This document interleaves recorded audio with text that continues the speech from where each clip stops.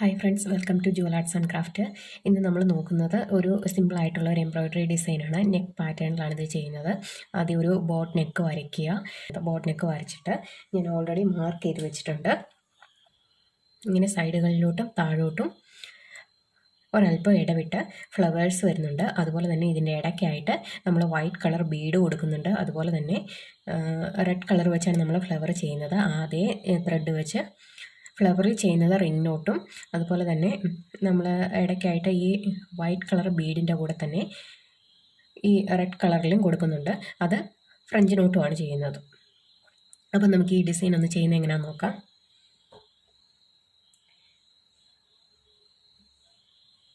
ആദ്യം ഞാൻ ബീഡാണ് സ്റ്റിച്ച് ചെയ്യുന്നത്.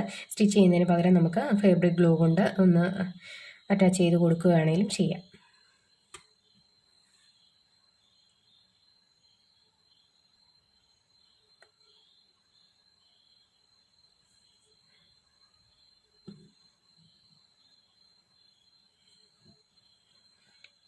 നടുവിലായിട്ടൊരു ഫ്ലവർ, അതിന് ചുറ്റിലും നടുവിലായിട്ടൊരു വൈറ്റ് കളർ ബീഡ്, അതിന് ചുറ്റിലും നമ്മൾ ഈ ബീഡ്സ് കൊണ്ട് തന്നെ ഒന്ന് കവർ ചെയ്യുന്നുണ്ട്.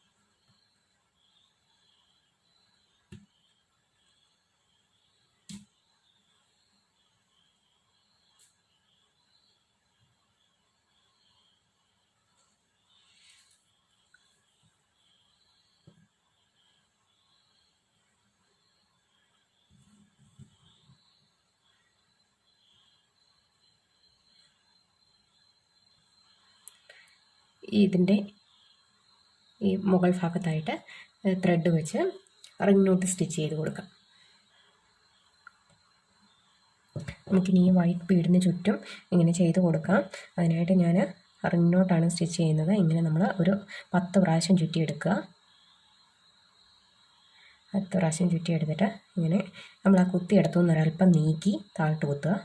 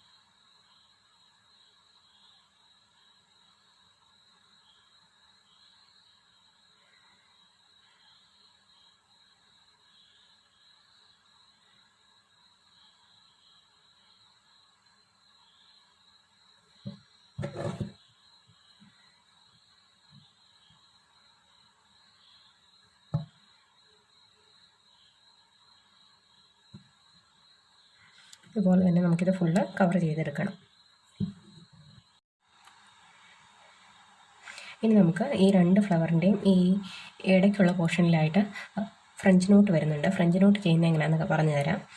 ഇങ്ങനെ 1 അല്ലെങ്കിൽ 2 പ്രാവശ്യം ചുറ്റിയെടുക്കുക. നല്ല ടൈറ്റായിട്ട് ചുറ്റണം. എന്നിട്ട് നമ്മൾ ആ കുത്തിയ ഇടത്ത് തന്നെ തിരിച്ച് കുത്തുക. എന്നിട്ട് പഴയതുപോലെ തന്നെ ഈ നൂലെ പിടിച്ച്